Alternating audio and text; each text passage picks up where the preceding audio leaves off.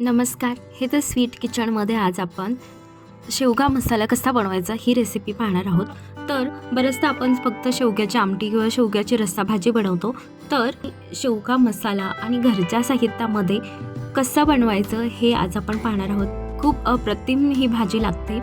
तर पटकन आपण रेसिपी स्टार्ट करूयात.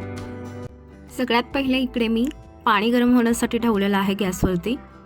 आता पाणी गरम झालं की त्याच्यामध्ये शेवग्याच्या शेंगा अशा छोट्या छोट्या तुकड्यांमध्ये कटिंग करून त्या धुवून त्या पाण्यामध्ये घालायच्या आहेत आणि ह्या शिजवून घ्यायच्या आहेत मीठ टाकून.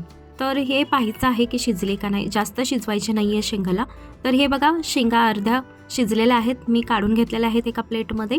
आता आपण यासाठी फोडणी कशी बनवायची याची तयारी करून घेऊयात. त्यासाठी मी कढई गरम केलेलं आहे गॅसवरती. त्यामध्ये 3-4 चमचे खोबरं घेतलेलं आहे सुक्कं किसून आणि ते भाजून घेतलेलं आहे. त्यामध्ये भाजलेले शेंगदाणे घालायचे आहेत पाववाटी आणि लसणच्या 10-12 पाकळ्या घालायच्या आहेत. यानंतर हे मिश्रणमध्ये आपण जिरं आणि कोथिंबीर घालून हे मिक्सरला वाटून घ्यायचं आहे.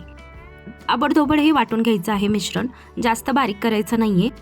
तर आता आपण बघूयात फोडणी कशी द्यायची आहे याला. त्यासाठी मी 2 चमचे इथे कढईमध्ये तेल घेतलेलं आहे आणि हे आता तेल बऱ्यापैकी गरम झालेलं आहे.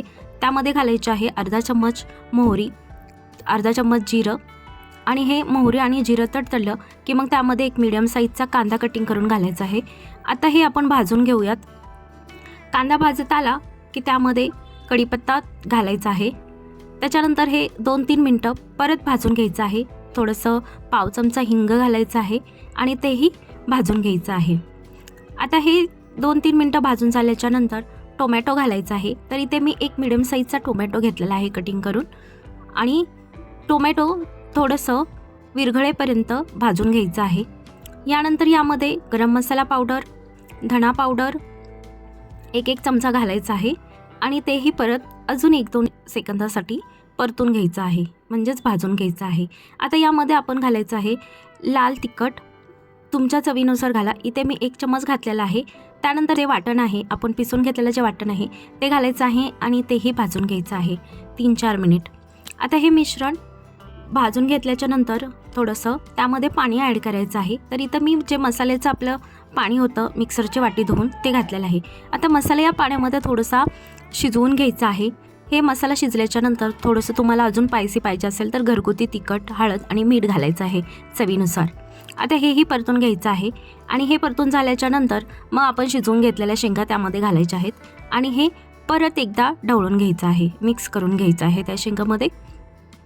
आणि हे मिक्स करून झाल्याच्या नंतर शेंगा थोड्या त्या मसाल्यामध्ये भाजू द्यायच्या आहेत, जेणेकरून ते आपलं मीठ मसाल्याचं जे मिश्रण आहे त्या शेंगांमध्ये थोडंसं मुरलं जाईल असं. आता हे भाजून घेतल्याच्या नंतर त्यामध्ये पाणी ॲड करायचं आहे शिजण्यासाठी.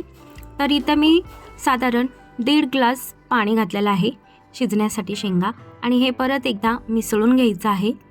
आणि मिसळून झाल्याच्या नंतर हे असंच शिजवून घ्यायचं आहे. त्यावरती मी झाकण ठेवलेलं नाही आहे, कारण शेंगा ऑलरेडी अगोदर आपण शिजवून घेतलेल्या होत्या आणि झाकण टाकलं तर जास्त गाळ होईल. तर असंच मंद आचेवरती शिजवून घ्यायचं आहे शेवगा. आणि हे बघा, आता ही तयार झालेली आहे आपली शेवगा मसाल्याची भाजी.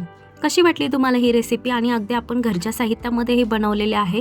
तर तुम्ही केव्हाही जेव्हा तुम्हाला कधी बनवायची असेल सुक्की भाजी, तुम्हाला टिफिनसाठी बनवायची असेल तर ही भाजी मस्त आणि अप्रतिम आहे टिफिनसाठी.